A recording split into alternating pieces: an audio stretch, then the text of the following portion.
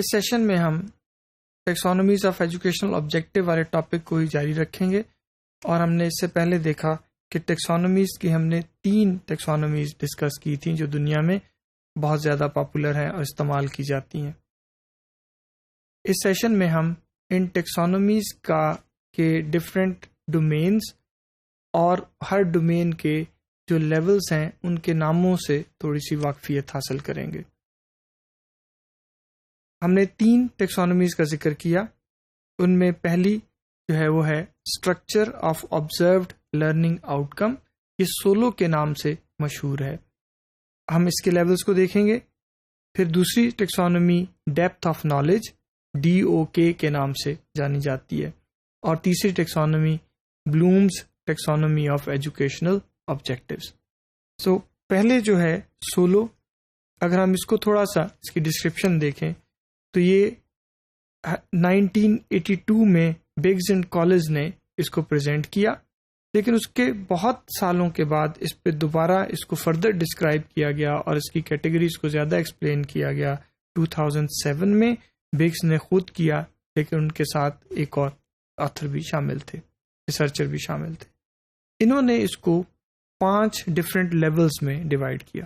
اب اس سے پہلے کہ میں آگے چلوں، میں آپ کو لیولز کا مطلب سمجھا دوں۔ جب کوئی بھی ٹیکسانومی اپنے لیول سے مراد یہ ہوتی ہے کہ لرننگ ان کے خیال میں 5 درجوں میں تقسیم کی جا سکتی ہے، اور وہ آسان لرننگ سے مشکل لرننگ کی طرف موو کرتے ہیں۔ ہم اگر ہم اس کو دیکھیں تو یہ کہتے ہیں کہ لرننگ کے 5 لیول ہیں، ان میں سے پہلے کو یہ نام دیتے ہیں پری اسٹرکچرل کا، یونی اسٹرکچرل، پھر ملٹی اسٹرکچرل، ریلیشنل اور ایکسٹینڈڈ ایبسٹریکٹ۔ ان میں سب سے جو لوئسٹ لیول آف لرننگ ہے وہ پری اسٹرکچرل کہلاتا ہے، یعنی آپ کسی اسٹوڈنٹ کو کچھ پڑھائیں اور پڑھانے کے بعد اگر چیک کریں اور اس کی لرننگ کا لیول جو ہے وہ پری اسٹرکچرل ہو تو ہم کہیں گے کہ یہ سب سے چھوٹا لیول، آسان لیول آف لرننگ تھا۔ اور اسی طرح جب آگے چلیں تو سب سے مشکل لرننگ وہ ہوتی ہے جس کا level of learning extended abstract ہوتا ہے۔ ان ٹرمز کے یا ان لیولز کے مطلب کیا ہوتے ہیں، ان پہ بات ہم آئندہ آنے والے سیشنز میں کریں گے، آج صرف ان سے تعارف کے لیے ہم ان کو دیکھتے ہیں۔ اس کے بعد جو دوسری ٹیکسانومی جس کا ذکر میں نے کیا وہ تھی depth of knowledge. Depth of knowledge جو ہے یہ ویب نے پریزنٹ کی، اور 1997 میں یہ ٹیکسانومی سامنے آئی۔ ویب نے لرننگ کو 4 لیولز میں تقسیم کیا۔ ان 4 لیولز کے نام یہ ہیں: ریکال، اسکل یا کانسیپٹ، اسٹریٹجک تھنکنگ اور ایکسٹینڈڈ تھنکنگ۔ اس میں بھی وہی آرڈر ہے، جو نمبر 1 پہ ہے وہ سب سے لوئسٹ لیول آف لرننگ ہے، یعنی جب کوئی سیکھے گا تو جو سب سے آسان درجہ ہے سیکھنے کا، سب سے کم جس میں انسان کو کوشش کرنی پڑتی ہے وہ ریکال کا لیول ہے، اور سب سے مشکل جو ہے اس کو وہ ایکسٹینڈڈ تھنکنگ کہتا ہے۔ اس کے بعد جو تیسری ٹیکسانومی ہے یہ ان 2 سے ذرا مختلف ہے۔ اس بلومز کی ٹیکسانومی میں 3 ڈومینز آف لرننگ بتائیں۔ پچھلی جو 2 ٹیکسانومیز میں نے آپ کے ساتھ ذکر کی، سولو اور ڈیپتھ آف لرننگ، وہ دونوں لرننگ کی صرف ایک ڈومین کو ہی ذکر کرتی ہیں، اور وہ ہے اس کی کوگنیٹو ڈومین۔ کوگنیٹو سے مراد یہ ہے کہ جو انٹلیکچوئل ہے، جو کلاس روم کی ٹیچنگ میں کتابیں آپ پڑھاتے ہیں ان کے ذریعے سے جو انسان اپنا نالج ڈیولپ کرتا ہے، جس کا تعلق انسان کی ذہانت، انٹلیکٹ کے ساتھ ہوتا ہے، یہ اس کو کوگنیٹو لرننگ کہتے ہیں، اور یہ پہلی ڈومین ہے۔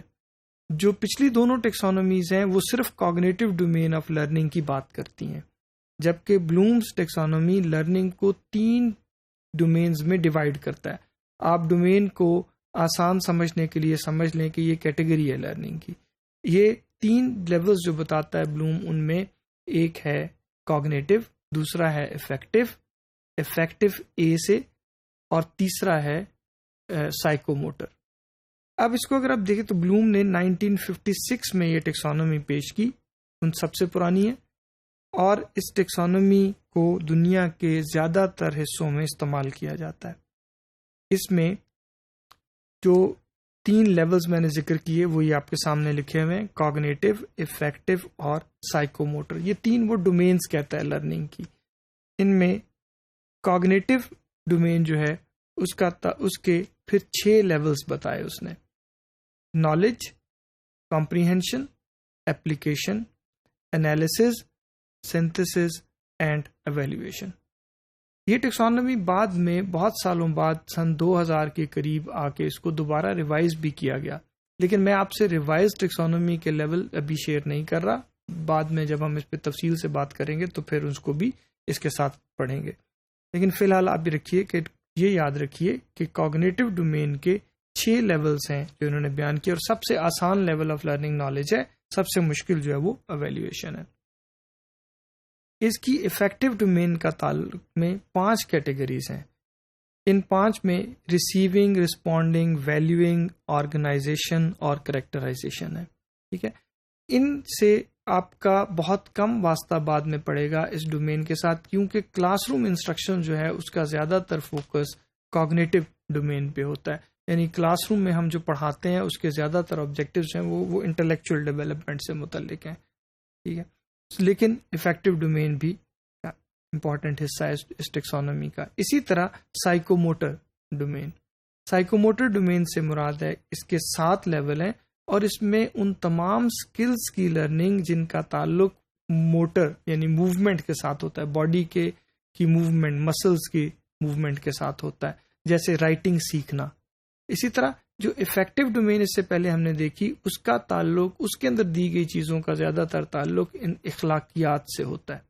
جو ہم زندگی میں ویلیوز سیکھتے ہیں، اقدار سیکھتے ہیں، وہ اس کی سیکھنے کی ہائرارکی ہے. سائیکوموٹر ڈومین یہ انسان کے مسکولر موومنٹ سے ریلیٹڈ جو لرننگز ہوتی ہیں، یہ اس کی لرننگ کے لیولز ہیں، اور یہ اس نے 7 لیولز میں ان کو ڈیوائڈ کیا: perception, set, guided response, mechanism, complex, covert response, adaptation یا اڈیپشن کہہ لیں آپ اس کو، اور اوریجنیشن. اور اس میں بھی ترتیب وہی ہے، سب سے آسان پرسیپشن اور سب سے مشکل کام جو ہے وہ اوریجنیشن ہے. یہ اس کے 3 ڈومینز کے ہر ایک کے لیول میں نے آپ کے ساتھ ذکر کیے.